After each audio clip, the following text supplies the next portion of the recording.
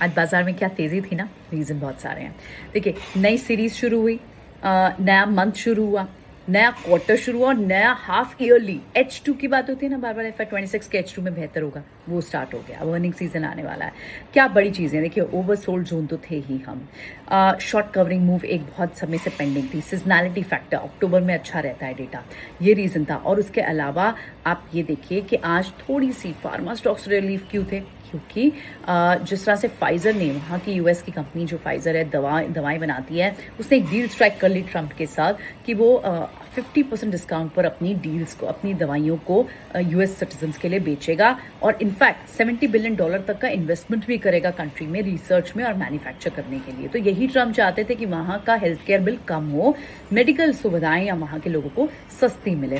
Pfizer ने ये कहा कि 2026 से, और ये सारी सुविधाएं, ये जो बात उसने एक प्लेटफॉर्म पे बताई, ट्रंप RX, जो कि जनवरी 26 से लॉन्च भी हो जाएगा, जहां से आप दवाएं खरीद पाएंगे।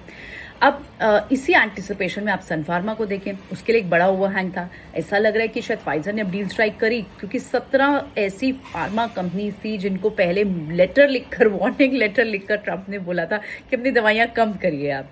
तो अब ऐसा लग रहा है कि शायद फाइजर के बाद दूसरी कंपनियां भी अपनी डील स्ट्राइक कर सकती है। सन फार्मा के लिए एक ओवरहैंग था टैरिफ को लेकर, अब वो भी वहाँ से हो सकता है। तो इस 3 साल की छूट जो फाइजर को मिली है, इस डील स्ट्राइक करने के बाद उन पर टैरिफ नहीं लगेगा, 50% दवाइयाँ सस्ती बेचेंगे, कुछ इन्वेस्टमेंट करेंगे यूएस में। इससे अब फार्मा कंपनियों के लिए, सिर्फ इंडियन फार्मा कंपनी के लिए नहीं, यूएस की फार्मा कंपनियों के लिए नहीं, ग्लोबली फार्मा कंपनियों के लिए भी अच्छी बात है। यूरोप में भी आप देखें फार्मा स्टॉक्स आज रैली किए थे। तो धीरे धीरे अब आप चीज़ें बदलते हुए भी देखेंगे, जैसे जैसे डेवलपमेंट्स नहीं आएंगी। बहुत कुछ गवर्नड है यूएस मार्केट से, ट्रंप की पॉलिसी से, टैरिफ की टेंशन से। तो फिलहाल एक टैरिफ की टेंशन फार्मा स्टॉक्स पर तो दूर होती हुई दिखाई दी आज।